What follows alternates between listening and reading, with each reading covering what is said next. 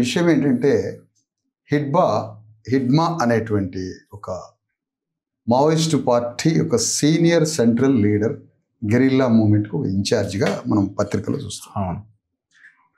Not only Hidma అనే character ఈ దేశ భూమిపుత్రుడు, ఇండిజినియస్ పీపుల్ అంటే అక్కడ ఉన్నటువంటి ఆదివాసీ బిడ్డ అతను. జనరల్గా ఆదివాసీలైనా, దళితులైనా, బీసీలైనా వాళ్ళలోకి ఏదైనా ఒక ఉద్యమం, ఒక విప్లవం వాళ్ళలో వచ్చింది అంటే దాదాపుగా 90%, 99% వాళ్ళు ఒక తత్వాన్ని బిలీవ్ చేశారంటే, దాన్ని నమ్మారు అంటే దానికోసం తమ ప్రాణాలని, మానాల్ని, సర్వాన్ని అర్పితం చేసి వాళ్ళు అనుకునే గమ్యం వరకు పోవడానికి కావలసిన యుద్ధం అంతా చేస్తారు. అది దేశ భూమిపుత్రులో ఉన్నటువంటి పొటెన్షియాలిటీ, క్వాలిటీ. అది బిలీవ్ నమ్మారంటే దానికోసం ప్రాణాలు ఇస్తారు.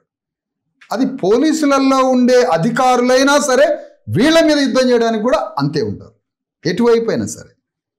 హిడ్మాలో ఉన్న శక్తి సామర్థ్యాలు ఆ పార్టీలో ఉన్న దాదాపు బీసీ, ఎస్సీ, ఎస్టీలకు కూడా దానికి కొంచెం అటు ఇటుగా హిడ్మాకున్న శక్తే ఉంటుంది అందరికీ. కానీ హిడ్మా జరిగిపోయినటువంటి చనిపోయిన ఎన్కౌంటర్లో చనిపోయారు అని అంటున్నారు.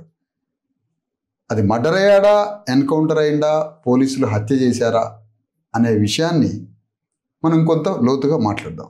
ఇక్కడ బేసిక్ పాయింట్ ఏంటంటే హిడ్మా చనిపోయినప్పుడు అనేక అంశాలు వెలుగులోకి వస్తున్నాయి, మాట్లాడుతున్నారు.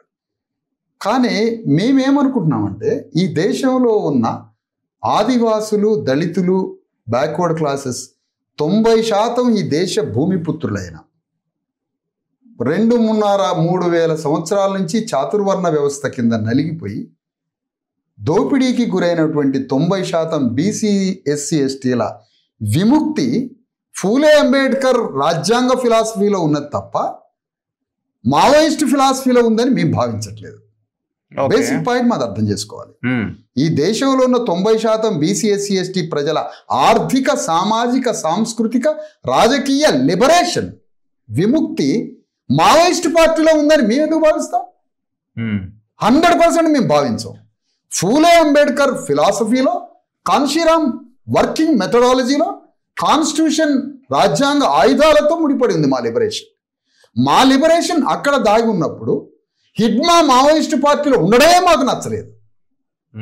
హిడ్మా మావోయిస్టు పార్టీలో ఉండడమే మా బిడ్డ, మావాడు, మా దళితుడు, మా ఆదివాసి, మా బ్యాక్వర్డ్ క్లాస్, ఈ దేశ భూమిపుత్రుడు, ఈ దేశ ఇండిజిన్ పీపుల్ మావోయిస్టు పార్టీలో రిక్రూట్ కావడమే మాకు ఇష్టం లేదు. ఎందుకు? నీ కోసం, నీ విముక్తి కోసం డాక్టర్ అంబేద్కర్ ఒక ఫిలాసఫీని, ఒక ఐడియాలజీని, ఒక తత్వశాస్త్రాన్ని తను తయారు చేసిండు. కానీ హిడ్మా అనే వ్యక్తి డాక్టర్ అంబేద్కర్ ఫిలాసఫీ దగ్గరికి రాలేదు, డాక్టర్ అంబేద్కర్ ఐడియాలజీ దగ్గరికి రాలేదు. ఎందుకు రాలేదు? మా బాధ అది. ఒకవేళ హిడ్మానే డాక్టర్ అంబేద్కర్ హృదయంలో అంబేద్కర్లో ఉన్నటువంటి ఆ తత్వశాస్త్రం హిడ్మాకి కానీ తెలిసి హిడ్మా ఆర్గనైజ్ అయి ఉంటే ఇండియాకి ప్రైమ్ మినిస్టర్ అయ్యాడు వాడేమో. మేము అట్లా భావిస్తున్నాం. హిడ్మా మావోయిస్టు పార్టీలో చేరబట్టి హిడ్మా లాంటి వాళ్ళు కొన్ని వందల, వేల, లక్షల మంది వామపక్ష తీవ్రవాదం, లెఫ్ట్ టెర్రరిజంలో చేరబట్టి మా బిడ్డలందరినీ మేము కోల్పోతున్నాం, మా బిడ్డలందరూ చనిపోతున్నారు.